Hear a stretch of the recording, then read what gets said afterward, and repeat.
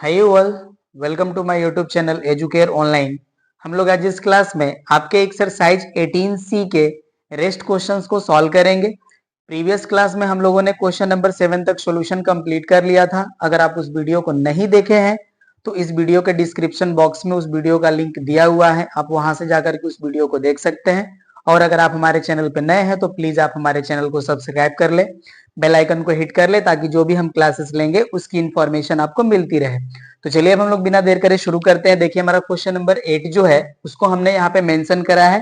Question number 8 का हमारा statement है, 4 cards are drawn successively one after the other from a well shuffled deck of 52 cards. If the cards are not replaced, find the probability that all of them are aces. तो देखिए जो हमारा question है, ये जो हमारा है ये डिपेंडेंट इवेंट का जो है ये एक एग्जाम्पल है, राइट ना। क्योंकि यहाँ पे देखिए कह रहे हैं कि हम डेक ऑफ 52 कार्ड से हम लोग 4 कार्ड्स को जो है हम लोग ड्रॉ कर रहे हैं, और ये जो ड्रॉ हम कर रहे हैं ये विदाउट रिप्लेसमेंट हम कर रहे हैं, ओके ना। इसमें हम लोग रिप्लेसमेंट नहीं कर रहे हैं। तो कह रहे हैं कि प्रोबेबिलिटी आप बताइए कि ऑल ऑफ देम जो हमारे कार्ड्स होंगे जिनको हम यहाँ से ड्रॉ करेंगे वो सभी के सभी हमारे एसएससी हो, राइट ना। तो यहाँ पे देखिए जब हम लोग फर्स्ट एस को ड्रॉ कर लेंगे एंड उसको हम रिप्लेस नहीं करेंगे, तो जो हमारा नेक्स्ट ड्रॉ होगा उसके लिए देखिए जो हमारा टोटल नंबर ऑफ कार्ड्स है उसमें से 1 जो है डिक्रीज हो जाएगा एंड नंबर ऑफ एसेस भी डिक्रीज हो जाएगा, राइट। तो चलिए इसको हम लोग सॉल्व कर लेते हैं। मैं सॉल्यूशन का पार्ट राइट कर लेता हूं। मैं राइट करता हूं यहाँ पे, late E1, E2, E3 and E4 are the events represents the draw of all aces, right. तो यहाँ पे देखिए जो हमारी प्रोबेबिलिटी ऑफ E1 होगी, इसकी जो हमारी वैल्यू होगी, इनिशियली तो हमारे जो टोटल नंबर ऑफ एसेस है वो भी अवेलेबल रहेंगे एंड टोटल नंबर ऑफ जो हमारे डेक ऑफ कार्ड्स है वो भी अवेलेबल रहेंगे। तो इसकी जो प्रोबेबिलिटी होगी ये हो जाएगी हमारी 4/52 एंड प्रोबेबिलिटी ऑफ E2 की वैल्यू कैलकुलेट करेंगे तो इसकी जो वैल्यू होगी, देखिए यहाँ पे हमें नंबर ऑफ एसेस जो अवेलेबल होंगे अब वो 3 हो जाएंगे, क्योंकि यहाँ पे देखिए हम विदाउट रिप्लेसमेंट हम जो है कार्ड को ड्रॉ कर रहे हैं, राइट। तो इसकी जो प्रोबेबिलिटी हो जाएगी हमारी 3/51 एंड प्रोबेबिलिटी ऑफ E3 की वैल्यू कैलकुलेट करेंगे तो ये हो जाएगा हमारा 2/50 एंड प्रोबेबिलिटी ऑफ E4 की हमारी वैल्यू हो जाएगी 1/49, ओके ना। और यहाँ पे देखिए जब हम प्रोबेबिलिटी ऑफ ऑल एसेस की वैल्यू कैलकुलेट करेंगे तो इसकी जो वैल्यू होगी वो इक्वल हो जाएगी हमारी probability of E1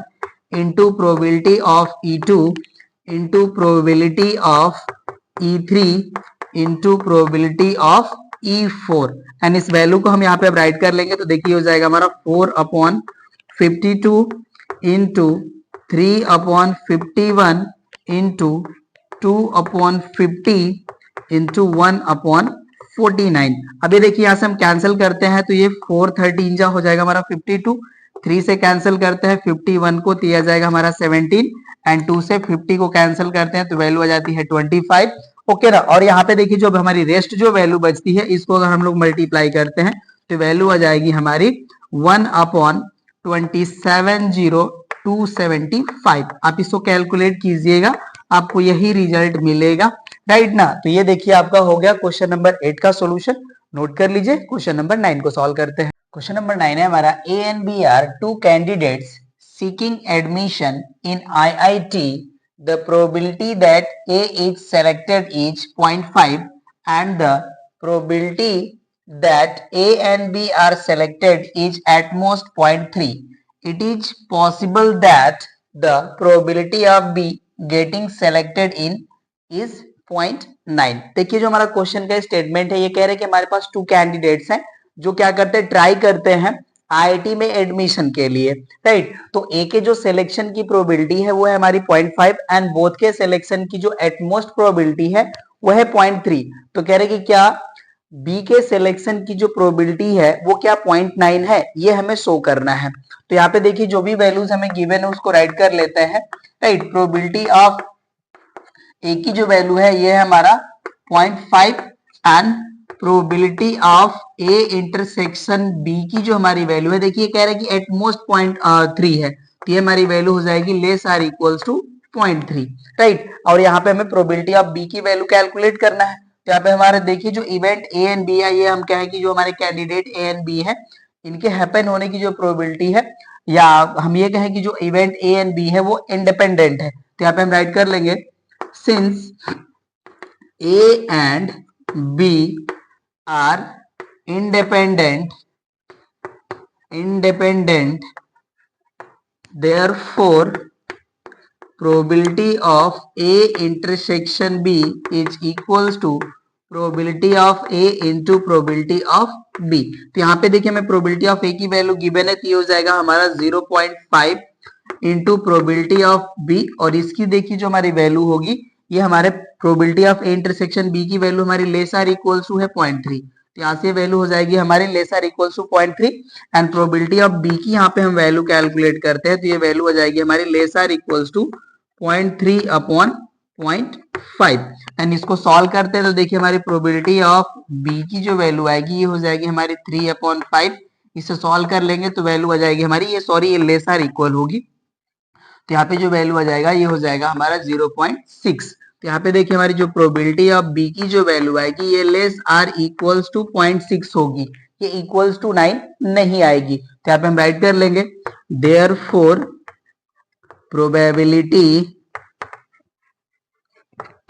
of B getting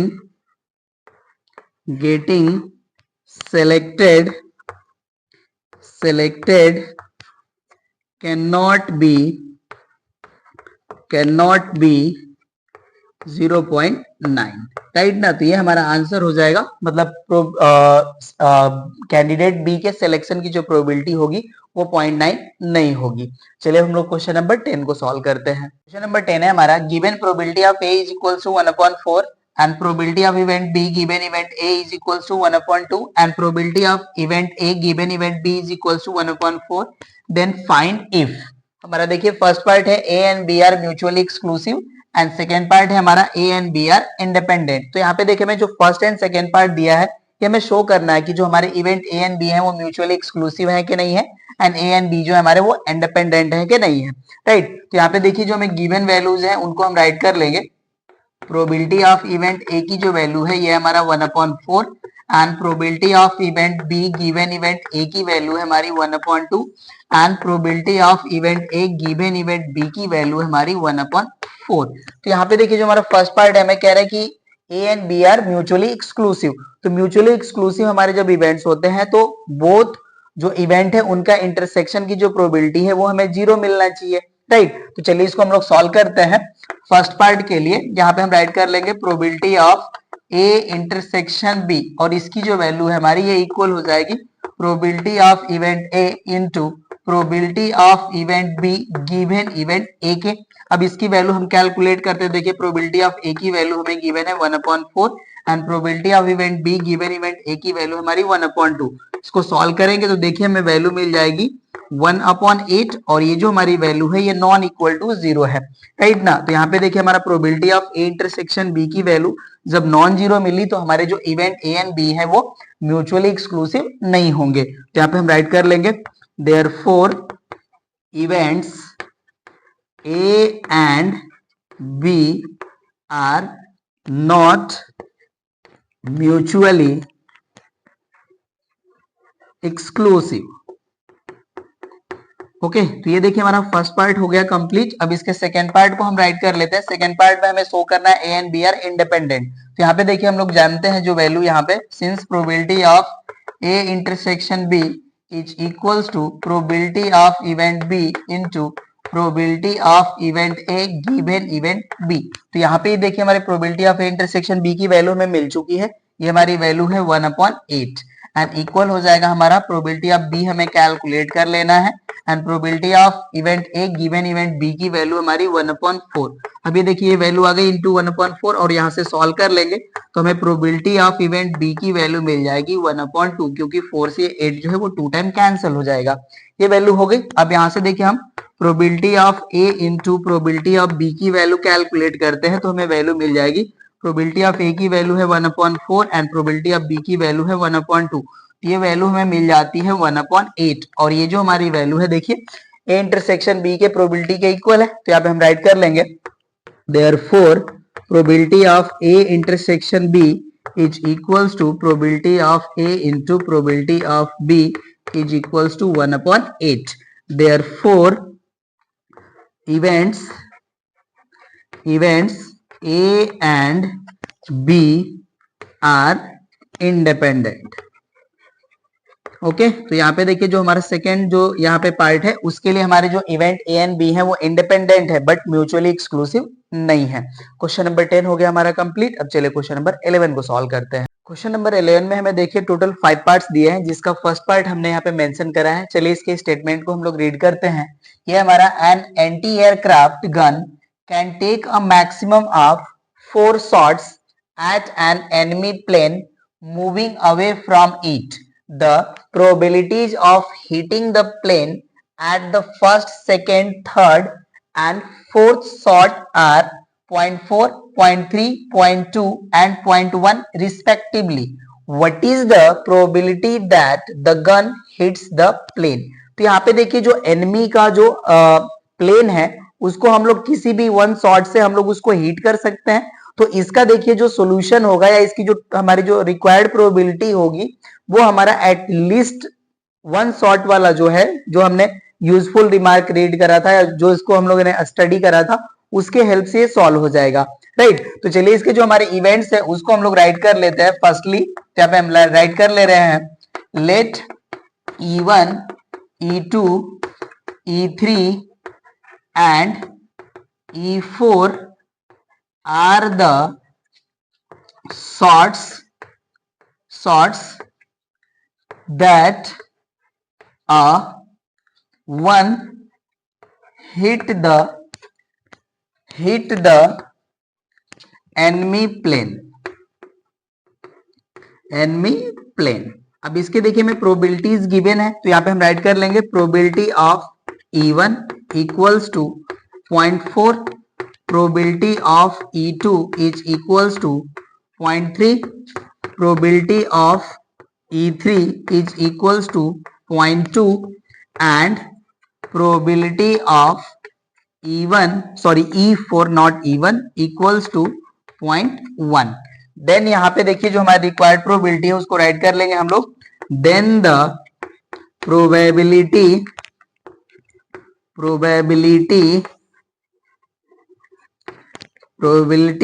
that a shot hit the plane, ये हो जाएगा हमारा प्रोबेबिलिटी। यहाँ पे P इक्वल्स टू हम राइट कर लेंगे P equals to 1 minus probability of E1 complement into probability of E2 complement into probability of E3 complement into probability of E4 complement. यही हमारा देखिए फार्मूला था जिसके हेल्प से अब हम लोग इसका रिजल्ट राइट कर लेंगे। तो ये देखिए वैल्यू हो जाएगी हमारी 1 माइनस, अब देखिए E कॉम्प्लीमेंट की जब हम वैल्यू कैलकुलेट कर लेंगे तो 1 माइनस 0.4 करेंगे तो यहाँ से वैल्यू हो जाएगी हमारी 0.6 इंटू यहाँ पे देखिए 0.3 माइनस करेंगे तो वैल्यू हो जाएगी हमारी 0.7 इंटू यहाँ पे E3 है तो यहाँ पे देखिए 0.2 सब्ट्रैक्ट करेंगे तो ये हो जाएगी वैल्यू हमारी 0.8 और ये हो जाएगा हमारा 0.9। अभी हमारी वैल्यू होगी, अब इसको हम लोग सॉल्व कर लेंगे और 1 में से सब्ट्रैक्ट कर लेंगे तो हमें वैल्यू मिल जाएगी। तो मैं यहाँ पे राइट कर लेता हूँ ये P इक्वल्स टू हो जाएगा हमारा 1 माइनस और देखिए इसको जब मल्टीप्लाई करेंगे राइट तो यहाँ पे देखिए हमारा हो जाएगा 7 6 जा 42 तो यहाँ से हमारा रिजल्ट आ जाएगा 0.42 इंटू यहाँ पे देखिए 9 8 जा हो जाएगा हमारा 0.72। अब इसको हम मल्टीप्लाई कर लेते हैं और जो वैल्यू मिलेगी उसको सब्ट्रैक्ट कर लेंगे तो मैं यहाँ पे राइट कर लेता हूँ ये हो जाएगा हमारा 42 इंटू 72। अब देखिए मल्टीप्लाई करेंगे तो 2 2 जा 4 हो जाएगा, 2 4 जा 8, 7 2 जा 14 एंड 7 4 जा 28 एंड 1 कैरी 29 हो जाएगा। तो हो जाएगा हमारा 4 4 8 12 9 कैरी 1 10 और ये हो जाएगा हमारा 3 एंड 4 प्लेस पे डेसिमल अप्लाई कर लेंगे तो यहाँ से देखिए वैल्यू हो जाएगी हमारी 1 माइनस 0.30 0.24 ये वैल्यू हो जाएगी। अब सब्ट्रैक्ट कर लेते हैं तो वैल्यू देखिए हमें मिल जाएगी। 10 में से 4 सब्ट्रैक्ट करेंगे तो हो जाएगा 6 एंड 9 में से 2 सब्ट्रैक्ट करेंगे तो हो जाएगा 7 एंड 9 में से 0 माइनस करेंगे तो 9 एंड 9 में से 3 माइनस करेंगे तो ये हो जाएगा 6। तो वैल्यू हो जाती है हमारी 0.6976। तो यही देखिए हमारा जो है आंसर हो जाएगा क्वेश्चन नंबर 11 के फर्स्ट पार्ट का। नोट कर लीजिए। अब हम लोग सेकेंड पार्ट को सॉल्व करते हैं। सेकेंड पार्ट है हमारा the probability that an event A happen in one trial of an experiment is 0.4. 3 independent trials of the experiment are performed. Find the probability that the event A happen at least once. तो यहाँ पे देखिए मैं event A के happen होने की हमें probability given है, राइट। तो चलिए इसको हम लोग सॉल्व कर लेते हैं। यहाँ पे प्रोबेबिलिटी ऑफ ए की जो हमारी वैल्यू है देखिए हमें गिवन है 0.4। अब यहाँ पे देखिए एटलीस्ट वाला केस है तो यहाँ पे हमें प्रोबेबिलिटी ऑफ ए कॉम्प्लीमेंट की भी वैल्यू कैलकुलेट कर लेना चाहिए। तो इसकी वैल्यू हो जाएगी हमारी 1 माइनस प्रोबेबिलिटी ऑफ ए और इसकी जो वैल्यू आ जाएगी अब ये देखिए हो जाएगा हमारा 1 माइनस 0.4। इसको सॉल्व कर लेंगे तो ये हो जाएगा हमारा 0.6। तो प्रोबेबिलिटी ऑफ ए कॉम्प्लीमेंट की हमें वैल्यू मिल गई 0.6। अब यहाँ पे हम लोग कैलकुलेट कर लेंगे probability of then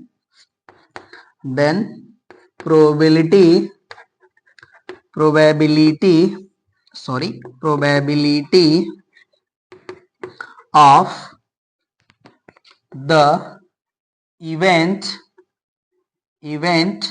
A happens at least once। यहाँ पे हमारा देखिए वैल्यू हो जाएगा probability is equals to 1 minus probability of A complement into probability of A complement into probability of A complement. क्योंकि देखिए जो हमारा ये जो ट्रायल है ये 3 टाइम हम लोग अप्लाई कर रहे हैं और ये हमारा इंडिपेंडेंट इवेंट है तो इसलिए इसकी जो वैल्यू होगी ये हो जाएगी हमारी 1 minus probability of A complement into probability of A complement into probability of A complement. अब इसकी जो वैल्यू आएगी देखिए अब इसको सॉल्व कर लेंगे तो हो जाएगा हमारा 1 माइनस 0.6 इंटू 0.6 इंटू 0.6। अब ये वैल्यू हो जाएगी हमारी 1 माइनस देखिए इसको मल्टीप्लाई करेंगे तो वैल्यू हो जाएगा हमारा 0.216। अब इसको सॉल्व कर लेंगे तो हमें यहाँ से प्रोबेबिलिटी जो है मिल जाएगी। ये वैल्यू हो जाएगी हमारी सॉल्व करेंगे तो हो जाएगा हमारा 784। ये हमारा वैल्यू आएगा इसके सेकेंड पार्ट का। मतलब हम लोग जब यहाँ पे इंडिपेंडेंट 3 ट्रायल्स अप्लाई करेंगे तो एटलीस्ट वंस हैपन होने की जो हमारी ये प्रोबेबिलिटी आएगी वो आएगी 0.784। चलिए सेकेंड पार्ट भी हो गया कंप्लीट। थर्ड पार्ट को सॉल्व करते हैं। थर्ड पार्ट है हमारा a man can kill a bird once in 3 shots on the assumption that he fires 3 shots. What is the chance that a bird is killed? देखिए जो हमारा question का statement है ये है कि एक मैन है जो 3 शॉट्स अप्लाई करते हैं और उन 3 शॉट्स में से 1 शॉट में बर्ड को किल कर सकते हैं। तो कह रहे कि आप बताइए कि चांस क्या होगा कि बर्ड जो है वो किल हो जाए, राइट। तो चलिए इसको भी हम लोग सॉल्व कर लेते हैं। यहाँ पे हम राइट कर लेते हैं let E be the event in that a man can kill the bird, right. तो यहाँ पे देखिए जो हमारा प्रोबेबिलिटी ऑफ इवेंट ई की जो वैल्यू मिल जाएगी वो हो जाएगी हमारी 1/3 क्योंकि 3 शॉट्स अप्लाई कर रहे हैं एंड 1 शॉट में जो बर्ड है उसको किल कर ले रहे हैं, राइट। अब यहाँ पे हम राइट कर लेंगे प्रोबेबिलिटी ऑफ ई कॉम्प्लीमेंट। तो इसकी वैल्यू हो जाएगी हमारी 1 माइनस 1/3। सॉल्व कर लेंगे तो वैल्यू आ जाएगी हमारी 2/3, राइट। अब 3 शॉट्स अप्लाई कर रहे हैं तो उस शॉट में इनका क्या चांस होगा अब उसको राइट कर लेंगे हम लोग। Then the probability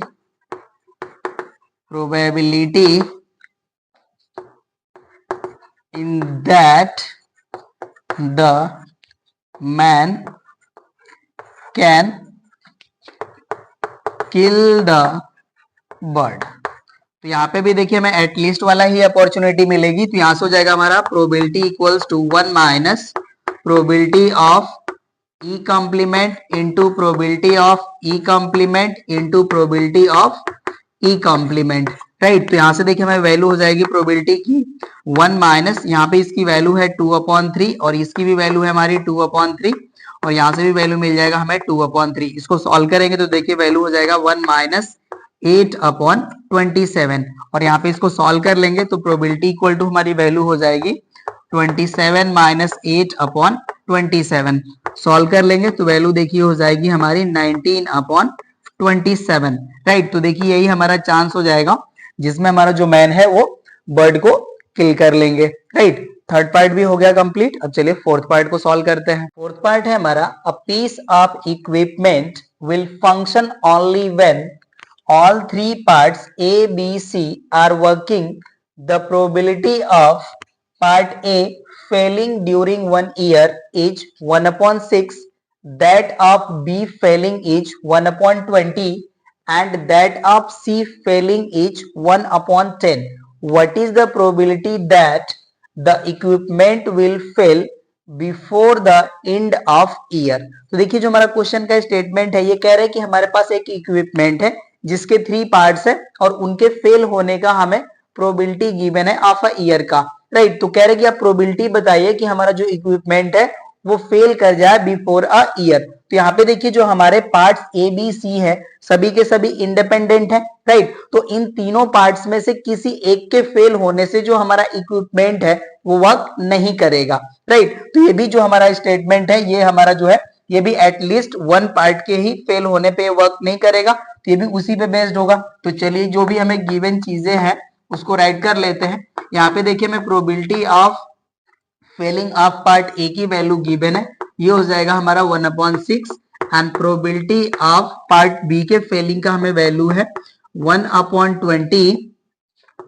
and probability of part C के फेलिंग का वैल्यू है हमारा 1/10, राइट। तो ये हमें वैल्यूज गिवन है, यहाँ पे हम राइट कर लेंगे since parts A B and C are independent, therefore the probability of the equipment will fail before a year B। ये हो जाएगा हमारा P equals to 1 minus probability of A complement into probability of B complement into probability of C complement.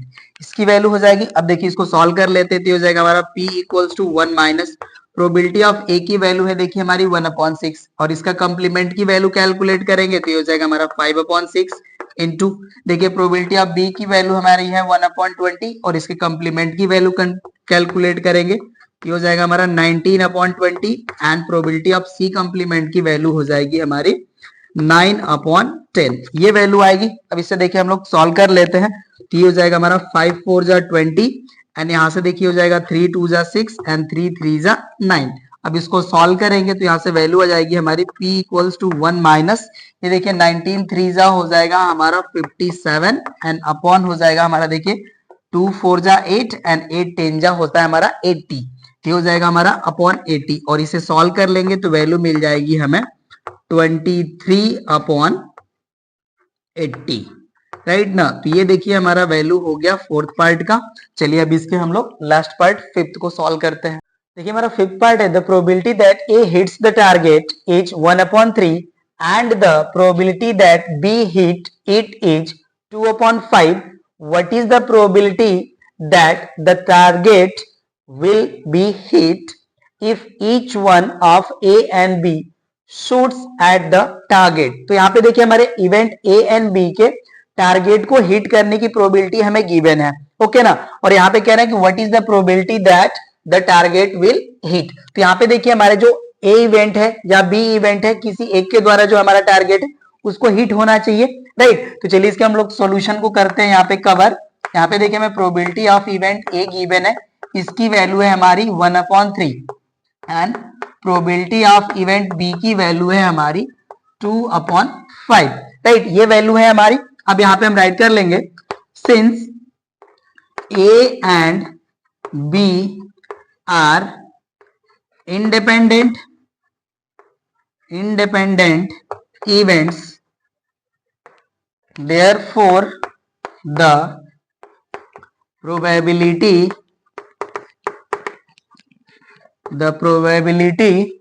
that the target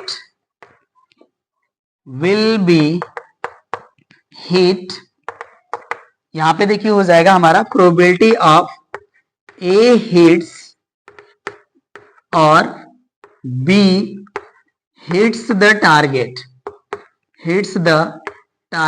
और इसकी जो हमारी value है ये इक्वल हो जाएगी 1 minus probability of A complement into probability of B complement के, right. तो यहां से देखिए हमारी वैल्यू आ जाएगी 1 minus probability of A complement की वैल्यू कैलकुलेट करेंगे हम यहाँ पे, तो देखिए इसकी वैल्यू हो जाएगी हमारी 2/3 and probability of B complement की वैल्यू हो जाएगी हमारी 3/5।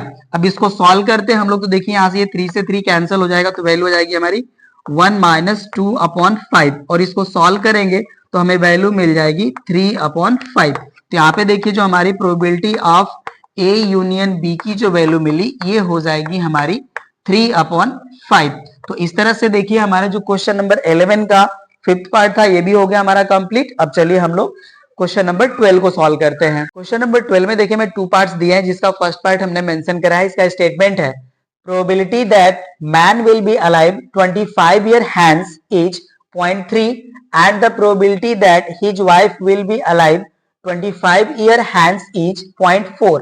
Find the probability that 25 year hence, first हमारा है both will be alive, second हमारा है only the man will be alive, third है हमारा only the women will be alive and fourth है हमारा at least one of them will be alive. तो यहाँ पे देखिए मैन एंड उनके वाइफ का जो है 25 ईयर हेंस अलाइव होने का जो हमारा प्रोबेबिलिटी है वो हमें गिवन है, राइट। तो इनको देखिए हम ए एंड बी सपोज करके इनके प्रोबेबिलिटी को राइट कर लेंगे एंड उसके बाद हमारे जो क्वेश्चन है उनको सॉल्व कर लेंगे, राइट। तो देखिए हमारा जो प्रोबेबिलिटी ऑफ ए की जो वैल्यू है, ए हमारा जो है ये रिप्रेजेंट कर रहा है प्रोबेबिलिटी ऑफ हस्बैंड को, राइट। तो इसकी जो वैल्यू है ये हमारा 0.3 है एंड प्रोबेबिलिटी ऑफ बी की जो वैल्यू है ये हमारा 0.4, राइट। अब देखिए जो हमारा फर्स्ट पार्ट है इसको सॉल्व करते हैं। यहाँ पे कह रहा है कि बोथ विल बी अलाइव, तो यहाँ पे देखिए हमारे ए एंड बी जो है बोथ इंडिपेंडेंट इवेंट होंगे, तो यहाँ पे देखिए जो हमारी प्रोबेबिलिटी होगी बोथ विल बी अलाइव उसकी वैल्यू हो जाएगी, हम राइट कर लेते हैं probability of both will be alive, इसकी जो हमारी प्रोबेबिलिटी है वो इक्वल हो जाएगी हमारी probability of A into probability of B के, क्योंकि बोथ हमारे इंडिपेंडेंट इवेंट है और इनके इंटरसेक्शन का हमें प्रोबेबिलिटी पूछी जा रही है, तो इसकी वैल्यू हमारी probability of A into probability of B के इक्वल हो जाएगी। तो अब ये देखिए वैल्यू हो जाएगी हमारी 0.3 इंटू 0.4 और इसको मल्टीप्लाई कर लेंगे तो वैल्यू आ जाएगी हमारी 0.12, राइट। तो यहां से देखिए हमारी probability of A intersection B की वैल्यू मिल गई हमें 0.12, राइट। फर्स्ट पार्ट हो गया हमारा कंप्लीट।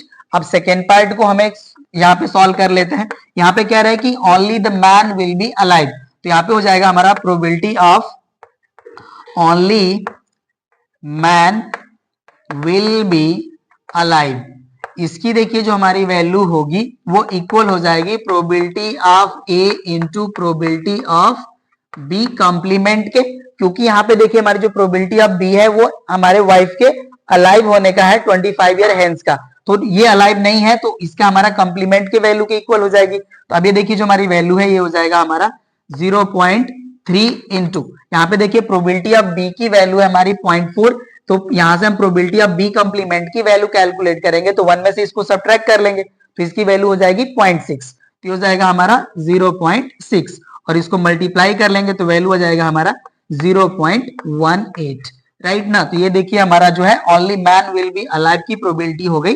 0.18। अब इसके हम लोग सी पार्ट को सॉल्व कर लेते हैं। अब इसको हम यहां से हटा लेते हैं, ओके ना। अब सी पार्ट को हम सॉल्व करेंगे तो इसके लिए देखिए हो जाएगा हमारा probability of only women will be alive. तो इसकी जो हमारी वैल्यू है ये इक्वल हो जाएगी हमारी probability of A complement into probability of B के। तो अब यहां से वैल्यू कैलकुलेट कर लेंगे। तो अब देखिए प्रोबेबिलिटी ऑफ ए कॉम्प्लीमेंट की वैल्यू कैलकुलेट करेंगे तो इसकी वैल्यू हो जाएगी हमारी 0.7 एंड प्रोबेबिलिटी ऑफ बी की वैल्यू है हमारी 0.4। मल्टीप्लाई कर लेंगे तो वैल्यू मिल जाएगा हमें 0.28। राइट, तो इसका थर्ड पार्ट भी कंप्लीट हो गया, मीन्स सी पार्ट। अब यहाँ पे हम डी पार्ट को कंप्लीट कर लेते हैं। तो डी पार्ट में हमारा देखिए at least one of them will be alive की वैल्यू कैलकुलेट कर लेना है। तो हो जाएगा हमारा probability of at least one of them will alive. तो इसकी देखिए जो प्रोबेबिलिटी की वैल्यू हो जाएगी ये हो जाएगा हमारा 1 minus probability of A complement into probability of B complement के इक्वल। राइट, अब इसकी वैल्यू हम कैलकुलेट कर लेंगे तो ये देखिए हो जाएगा हमारा 1 माइनस, मल्टीप्लाई कर लेंगे इनके वैल्यूज को। तो प्रोबेबिलिटी ऑफ ए कॉम्प्लीमेंट की वैल्यू देखिए हो जाएगा, जब यहां से वैल्यू हम 1 में से इसको सब्ट्रैक्ट करेंगे तो इसकी वैल्यू हो जाएगी हमारी 0.7 and probability of B complement की वैल्यू हो जाएगी हमारी 0.6। अब इसको सॉल्व कर लेंगे, देखिए हो जाएगा 1 माइनस 0.42 और इसको सब्ट्रैक्ट करेंगे तो देखिए 10 में से 2 माइनस करेंगे तो आ जाएगा 8 एंड 9 में से 4 माइनस करेंगे तो आ जाएगा 5। यहां से वैल्यू आ जाएगी हमारी 0.58। राइट, तो ये देखिए आपके क्वेश्चन नंबर 12 के फर्स्ट पार्ट का सभी पार्ट हो जाते हैं कंप्लीट। अब चलिए हम लोग क्वेश्चन नंबर 12 के सेकंड पार्ट को सॉल्व करते हैं। देखिए सेकंड पार्ट है हमारा, the probability that Krishna be alive 10 year hence is 7/15 and Hari will be alive is 7/10. Find the probability that both Krishna and Hari will dead 10 years hence. यहाँ पे देखिए हमारा जो क्वेश्चन का स्टेटमेंट है ये कह रहा है कि कृष्णा जो है आज से 10 ईयर हेंस जो है अलाइव रहेंगे, उसकी जो प्रोबेबिलिटी है वो है हमारी 7/15 एंड हरि जो है 10 ईयर जो है हेंस अलाइव रहेंगे उसकी प्रोबेबिलिटी है 7/10। तो कह रहे कि find the probability that both Krishna and Hari will dead 10 year hence. तो यहाँ पे देखिए हम लोग क्या करते हैं कि 10 ईयर हेंस इनके अलाइव होने की प्रोबेबिलिटी कैलकुलेट कर लेते हैं एंड उस वैल्यू जो हमारी जो वैल्यू मिलेगी उसको हम 1 में से सब्ट्रैक्ट कर लेंगे तो इनके जो है 10 ईयर हेंस डेड होने की प्रोबेबिलिटी हमें मिल जाएगी। तो चलिए इसको सॉल्व कर लेते हैं हम लोग। तो यहाँ पे देखिए हम probability of Krishna alive 10 year hence की जो वैल्यू है उसको हम इस तरह से राइट कर लेते हैं। तो प्रोबेबिलिटी ऑफ के की जो वैल्यू है ये है हमारा 7/15। अब यहां से देखिए हम प्रोबेबिलिटी ऑफ के कॉम्प्लीमेंट भी कैलकुलेट कर लेते हैं। तो इसकी जो वैल्यू आ जाएगी ये हो जाएगा हमारा 1 माइनस 7/15 एंड सॉल्व करेंगे तो वैल्यू आ जाएगा हमारा 8/15। Right, and probability of Hari alive 10 year hence is equals to 7/10। तो यहाँ पे भी हम प्रोबेबिलिटी ऑफ एच कॉम्प्लीमेंट की वैल्यू कैलकुलेट कर लेंगे तो ये हो जाएगा हमारा 1 माइनस 7/10 एंड इसे सॉल्व करेंगे तो वैल्यू आ जाएगी हमारी 3/10। राइट, तो अब यहां से हम प्रोबेबिलिटी कैलकुलेट कर लेते हैं। Then therefore the probability of both Krishna and Hari will be alive 10 years hence। इसकी जो वैल्यू होगी हमारी देखिए हो जाएगा हमारा probability of A union B, sorry A union B नहीं, यहाँ पे हो जाएगा हमारा के यूनियन एच और इसकी जो वैल्यू होगी ये हो जाएगी हमारी 1 minus probability of H complement into probability of K complement. Right, firstly हमें के कॉम्प्लीमेंट राइट कर लेना चाहिए तो चलिए इसको राइट कर लेते हैं। Probability of K complement into probability of H complement. अब इसकी वैल्यू कैलकुलेट करते हैं तो देखिए हो जाएगा हमारा 1 minus probability of K complement की हमारी वैल्यू है 8/15। तो हो जाएगा हमारा 8/15 into probability of H complement की वैल्यू है हमारी 3/10। अब इसको हम लोग सॉल्व कर लेते हैं। तो यहाँ से देखिए 3 से डिवाइड हो जाएगा हमारा 5 टाइम और यहां से ये जो कैंसिल हो जाएंगे ये हो जाएगा हमारा 4 टाइम और ये हो जाएंगे हमारे 5 टाइम। तो यहां से हमें देखिए जो वैल्यू मिलेगी ये हो जाएगा 1 माइनस 4/10। 25, राइट ना। तो ये हो गई हमारी प्रोबेबिलिटी ऑफ के यूनियन एच की वैल्यू। अब इसको सॉल्व कर लेते हैं हम यहाँ पे। तो ये देखिए हो जाएगा हमारा प्रोबेबिलिटी ऑफ के यूनियन एच की जो वैल्यू, ये हो जाएगा हमारा 21/25। अब हमें यहाँ पे देखिए प्रोबेबिलिटी कैलकुलेट करना है, both will B dead 10 year hence. तो यहाँ पे देखिए अब हो जाएगा हमारा then probability of both will dead 10 years hence। इसकी जो वैल्यू हो जाएगी, ये हो जाएगा हमारा प्रोबेबिलिटी ऑफ के यूनियन एच कंप्लीमेंट, और इसकी जो वैल्यू होगी ये इक्वल हो जाएगी 1 माइनस प्रोबेबिलिटी ऑफ के यूनियन एच के। तो अब यहां से वैल्यू हम माइनस कर लेंगे 1 माइनस 21/25। तो यहां से देखिए जो हमें फाइनल वैल्यू मिलेगी ये हो जाएगी हमारी 4/25। तो यही देखिए हमारा जो है फाइनल रिजल्ट हो जाएगा क्वेश्चन नंबर 12 के सेकेंड पार्ट का। नोट कर लीजिए इसे। अब हम लोग क्वेश्चन नंबर 13 को सॉल्व करते हैं। 13 है हमारा, अ bag contains 3 white 2 black and 4 red balls. Find the probability of drawing a white, a black and a red ball in succession in that order। तो यहाँ पे देखिए जो हमारा क्वेश्चन का स्टेटमेंट है, ये हमें क्लियर नहीं कर रहे हैं कि हम ये जो ड्राइंग कर रहे हैं बॉल्स का, ये रिप्लेसमेंट के साथ कर रहे हैं या विदाउट रिप्लेसमेंट। तो हमें बोथ जो है फॉर्म में हमें यहाँ पे प्रोबेबिलिटी कैलकुलेट कर लेनी होगी, राइट। तो चलिए जो भी हमें नंबर ऑफ बॉल्स गिवन है उसको राइट कर लेते हैं हम यहाँ पे हम राइट कर लेते हैं number of white ball, W stands for white, तो ये वैल्यू हो जाएगी हमारी 3, and number of black ball है हमारा 2, and number of red ball है हमारा 4। अब यहाँ पे हम राइट कर लेंगे टोटल नंबर ऑफ बॉल्स, तो इसकी वैल्यू आ जाती है हमारी 9, राइट। अब यहां से देखिए हम probability of white ball calculate कर लेते हैं। तो इसके लिए देखिए जो हमारी फेवरेबल इवेंट है ये हो जाएगी 3, एंड टोटल इवेंट हो जाएगी हमारी 9।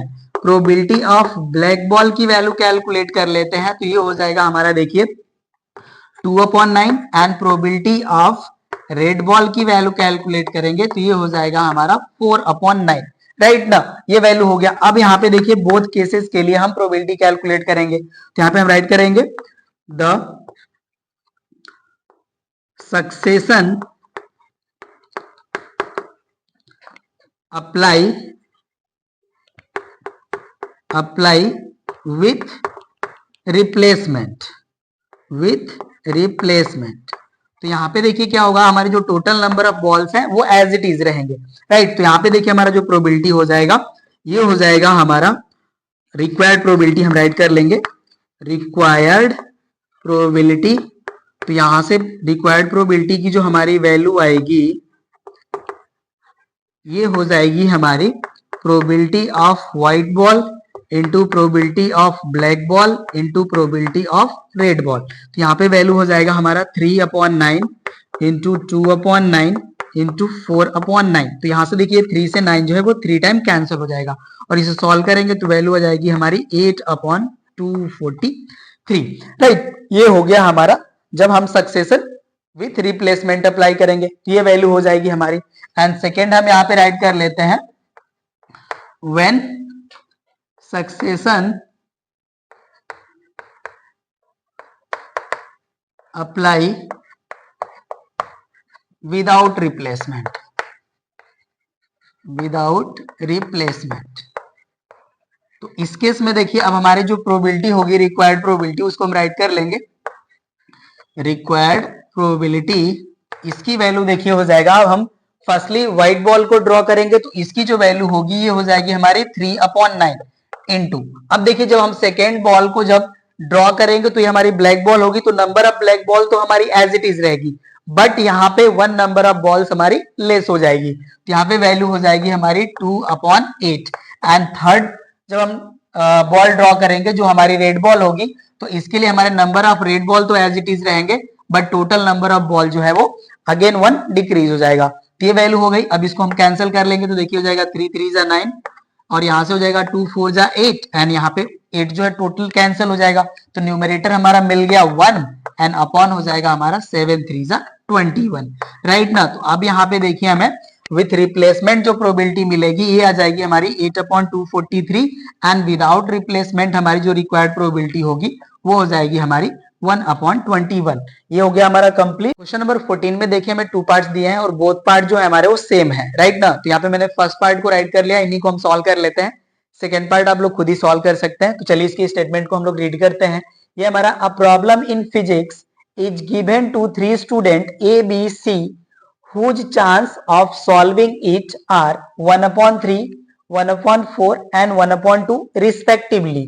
Find the probability that the problem will be solved. तो प्रॉब्लम के सॉल्व होने की हमें प्रोबेबिलिटी कैलकुलेट कर लेना है, राइट। तो यहाँ पे देखिए हमारे 3 स्टूडेंट है जो इस क्वेश्चन को सॉल्व कर रहे हैं। तो इन तीनों में से कोई भी एक सॉल्व कर ले क्वेश्चन को, हमारा क्वेश्चन जो है वो सॉल्व हो जाएगा, राइट। तो उसी की प्रोबेबिलिटी हमें कैलकुलेट कर लेना है। तो चलिए यहाँ पे देखिए जो हमें प्रोबेबिलिटी गिवन है उसको राइट कर लेते हैं।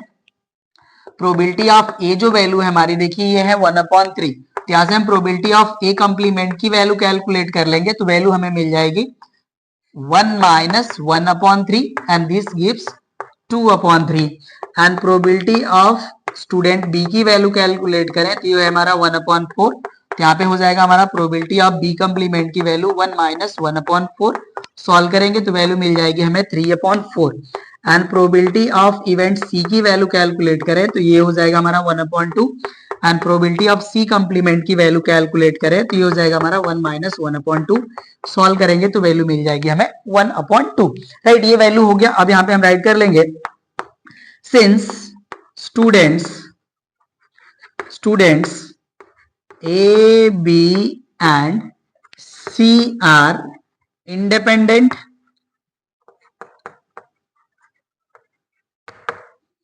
therefore probability that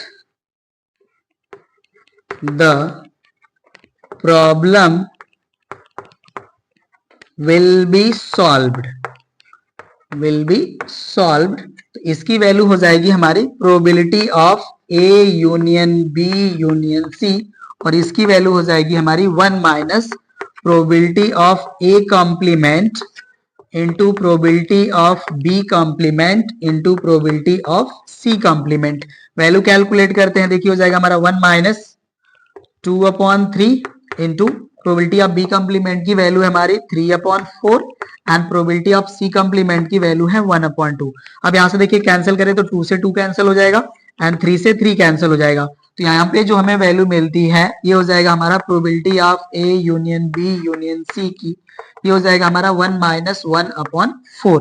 यहाँ पे देखिए न्यूमरेटर में 1 मिलेगा एंड डिनोमिनेटर में 4। अब इसको सॉल्व कर लेंगे तो वैल्यू मिल जाएगी हमें 3/4। तो यहाँ पे देखिए जो हमारी रिक्वायर्ड जो प्रोबेबिलिटी मिल गई जिसमें हमारा जो क्वेश्चन है वो सॉल्व हो जाएगा, उसकी वैल्यू आ जाती है हमारी 3/4, राइट। तो इस तरह से देखिए हमारा क्वेश्चन नंबर 14 का फर्स्ट पार्ट भी हो गया कंप्लीट।